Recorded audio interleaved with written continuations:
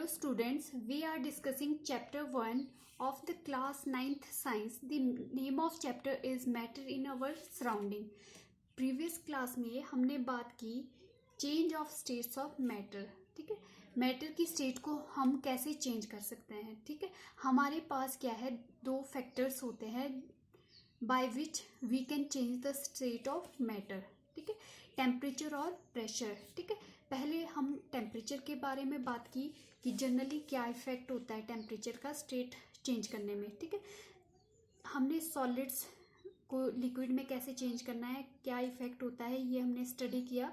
Liquid को gas में कैसे चेंज करना है ये स्टडी कर लिया है. ठीक है, टेम्परेचर का क्या होता है, जब टेम्परेचर इंक्रीज करते हैं सब्सटेंस का तो क्या है, पार्टिकल का मोशन इंक्रीज हो जाता है, जिससे क्या है पार्टिकल की काइनेटिक एनर्जी इंक्रीज हो जाती है और जो पार्टिकल्स के बीच में फोर्स ऑफ अट्रैक्शन है वो भी क्या है, कम हो जाता है. तो अकॉर्डिंगली जो आपकी स्टेट्स ऑफ मैटर चेंज होती रहती है. ठीक है, आज हम बात करेंगे टेम्परेचर का क्या इफेक्ट होता है जब गैस चेंज होती है लिक्विड में. ठीक है, on cooling A gas like steam the kinetic energy of its particle is lower down causing them to move slowly and bringing them closer forming a liquid. अब क्या होता है, जो आपका गैसेस पार्टिकल है, ठीक है, जो पार्टिकल है आपके गैस के, अब हमें पता है कि ये क्या है, एक दूसरे से काफ़ी डिस्टेंस पे होते हैं, इनके बीच काफ़ी स्पेस होता है. ठीक है, तो जब हम टेम्परेचर को डिक्रीज करते हैं, ठीक है, तो जब तो टेम्परेचर इनका इंक्रीज होता है तो इनकी क्या है, पार्टिकल का मोशन बहुत तेज होता है. ठीक है, ये बहुत स्पीडली मूव करते हैं. ठीक है, जैसे ही टेम्परेचर डाउन किया है या कूल करते हैं इस गैस को तो ये क्या हो जाता है, इसके पार्टिकल क्या है, एक दूसरे के क्लोज आना शुरू हो जाएंगे. ठीक है, और ये क्या है, जो गैसेस पार्टिकल है ये क्या है, क्लोज आ जाएंगे एक दूसरे के. ठीक है, और ये क्या है, लिक्विड में चेंज हो जाएंगे. Now condensation, the process in which a gas on cooling turns into the liquid at a specific temperature is called condensation or we can say liquefaction. Condensation कौन सी प्रोसेस होती है, जब आप गैस को bye cooling क्या है change करते हैं लिक्विड में. ठीक है, एक स्पेसिफिक टेम्परेचर में ये प्रोसेस होती है, इसको क्या बोलते हैं हम, कंडेंसेशन और लिक्विफिकेशन. फिर उसके बाद बात करते हैं लिक्विड को सॉलिड में जब चेंज करते हैं तो टेम्परेचर का क्या इफेक्ट होता है. ठीक है, when a liquid is cool down by lowering its temperature its particle lose the kinetic energy and come into the stationary position causing the liquid into solid. अब क्या होता है, जो सॉलिड्स के लिक्विड्स के पार्टिकल है वो क्या है, थोड़े क्लोजली होते हैं.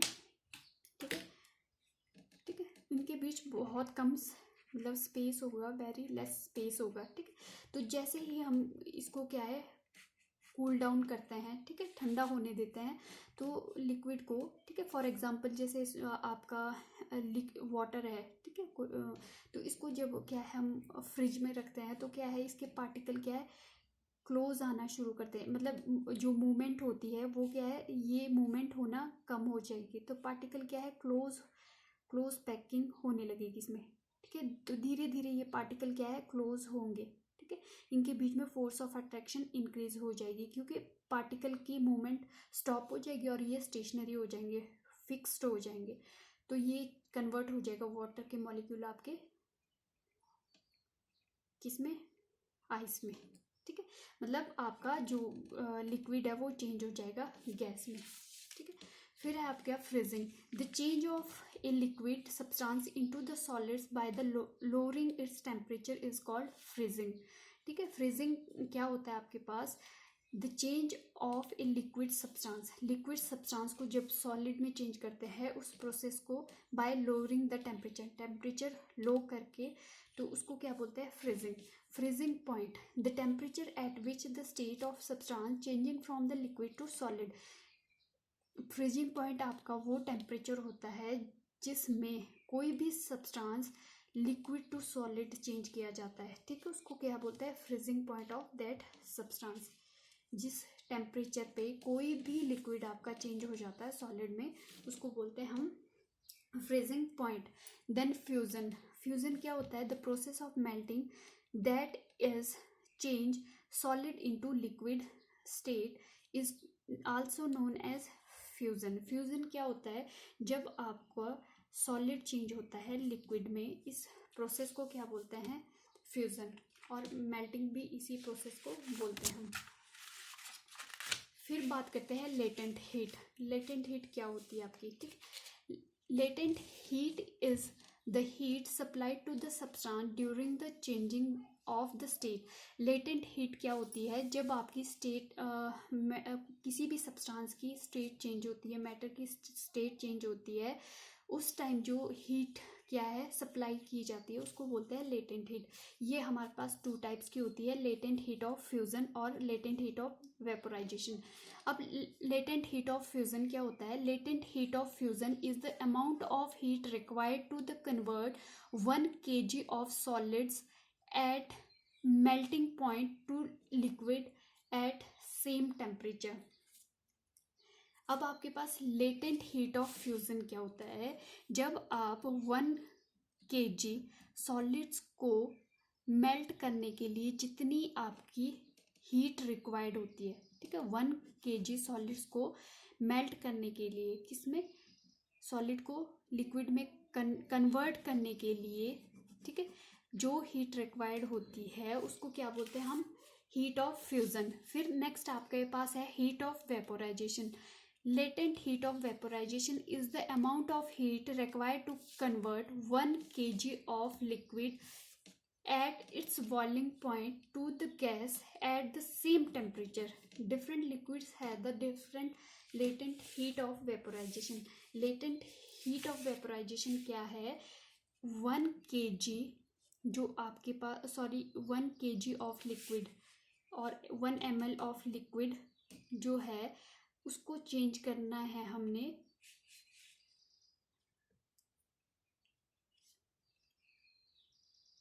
Latent heat of vaporisation. ठीक है, latent heat of vaporisation is the amount of heat required to convert 1 kg of liquid at its boiling point to the gas. मतलब 1 kg ऑफ लिक्विड और we can say 1 ml of liquid convert into gas. ठीक है, जो energy हमें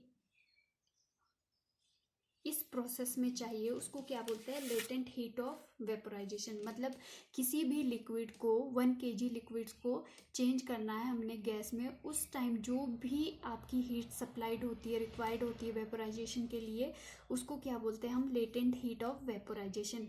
फिर आता है sublimation. Sublimation is a process in which solids change directly into gas and vice versa. ठीक है, आपके पास जो सब्लिमेशन है वो क्या है? प्रोसेस होती है जब आपका सॉलिड्स क्या है डायरेक्ट लिक्विड में चेंज होता है और गैस में चेंज होता है, और क्या है? गैस डायरेक्ट सॉलिड में चेंज होता है। ठीक है, उसको बोलते हैं हम सब्लिमेशन। ठीक, फिर है प्रेशर का क्या इफेक्ट होता है मैटर के स्टेट में चेंज करने में? There is no effect of pressure on solids. जो तो सॉलिड पे है वो तो कोई ये प्रेशर का कोई इफेक्ट नहीं होता, क्योंकि पार्टिकल क्या है सॉलिड में? क्लोजली पैक्ड है।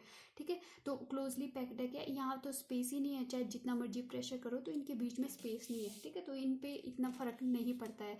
सॉलिड्स आर नॉन कंप्रेसेबल, कंप्रेस नहीं कर सकते। Solids can not be compress as there is no space between their particles which could allow no compression when the pressure is increased on the solid it deform and finally broken। अगर हम solids में क्या है pressure डालते हैं बहुत ज़्यादा तो ये फाइनली टूट जाएगा। ठीक है, बट ये स्टेट चेंज नहीं करेगा। ठीक है, फिर बात करते हैं liquid. There is no effect of pressure on liquid. Liquid पे भी कोई इफेक्ट नहीं पड़ता है प्रेशर का। लिक्विड आर नॉन कंप्रेसिबल, ये इनको भी हम ये क्या है? नॉन कंप्रेसिबल होते हैं। Liquids can not be compress since there is not enough space between their particles to get compress. मतलब इसमें भी इतना स्पेस नहीं होता है कि हम इनको क्या है कंप्रेस कर सकते हैं। फिर आती है गैसेस की बात। The volume of the gases decrease with increase the pressure.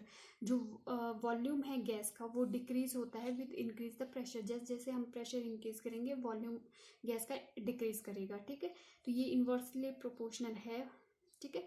Since there is lot of space between the particle gas is highly compressible. क्योंकि जो गैसेस के पार्टिकल्स के बीच में क्या है, बहुत स्पेस है, जब हम कंप्रेस करेंगे तो ये कंप्रेस हो जाएगी, ठीक है।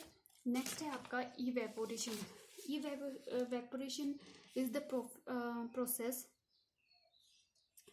of conversion of liquid to gas due to the escaping of particles from liquid surface is called evaporation। Liquid के सरफेस से जब पार्टिकल्स इवेपोरेट होते हैं, गैसेस में चेंज होते हैं, उसको उस प्रोसेस को क्या बोलते हैं, evaporation. Evaporation takes place only the surface of the liquid. Liquid के सरफेस पे ही इवेपोरेशन होता है। Evaporation takes place even at room temperature पे भी होता है। फैक्टर्स अफेक्टिंग द इवेपोरेशन, कौन कौन से फैक्टर है जिस पे क्या है, आपके इवेपोरेशन डिपेंड करता है। टेम्परेचर क्या है, डायरेक्टली प्रोपोर्शनल टू इवेपोरेशन। क्योंकि टेम्परेचर इंक्रीज करेंगे तो उतनी ही ज़्यादा आपका वेपोराइज्ड होंगे पार्टिकल, ठीक है। फिर है सरफेस एरिया। सरफेस एरिया क्या है, जितना ज़्यादा आपका सरफेस एरिया बड़ा होगा उतना ही ज़्यादा आपका इवेपोरेशन इंक्रीज होगा। तो ये भी डायरेक्टली प्रोपोर्शनल है। फिर बात आती है ह्यूमिडिटी। ह्यूमिडिटी क्या है, इन्वर्सली प्रोपोर्शनल है। जितना ज़्यादा ह्यूमिड एरिया होगा, ठीक है, उतना ही कम आपका इवेपोरेशन होता है। फिर आती है विंड, डायरेक्टली प्रोपोर्शनल टू ई, ठीक है, इवेपोरेशन। तो जितनी ज़्यादा हवा होगी उतना ही ज़्यादा आपका इवेपोरेशन होगा, ठीक है। फिर बात करते हैं स्टेट्स ऑफ मैटर की। अब सॉलिड, लिक्विड, गैस, तो हमने 3 स्टेट्स ऑफ मैटर का पता है, ठीक है, कि क्या होती है, ठीक है। नेक्स्ट 2 स्टेट्स ऑफ मैटर हमारे पास और है, ठीक है, प्लाज्मा और बोल्स आइंस्टाइन कंडेंसेट। प्लाज्मा क्या होती है, the state consist of super energetic and super excited particle. The particles are in the form of ionised gas and ये प्लाज्मा जो होती है ये क्या consist of super energetic particles होंगे, ठीक है। ये क्या है, सुपर एक्साइटेड पार्टिकल्स होते हैं। इसमें जो पार्टिकल्स होते हैं सुपर एक्साइटेड होते हैं, ठीक है। तो जो पार्टिकल्स है वो क्या है, आयोनाइज्ड गैस होती है, ठीक है, आयंस होते हैं इसमें, ठीक है। फॉर एग्जांपल जो फ्लोरेसेंट ट्यूब है आपके पास, नियॉन का बल्ब होता है, दे कंसिस्ट ऑफ प्लाज्मा, ठीक है। नेक्स्ट है आपके पास Bose Einstein condensate. The Bose Einstein form the cooling of a gas extremely low density of normal air to super low temperature। जो बोल्स आइंस्टाइन कंडेंसेट है इसको कैसे प्रिपेयर करते हैं, bye cooling A gas. Gas को इतना ठंडा किया जाता है जिसकी क्या है, एक्सट्रीमली लो डेंसिटी होगी और क्या है, टेम्परेचर भी क्या है उसका बहुत ही ज़्यादा कम होगा। उसको क्या बोलते हैं, बोल्स आइंस्टाइन कंडेंसेट।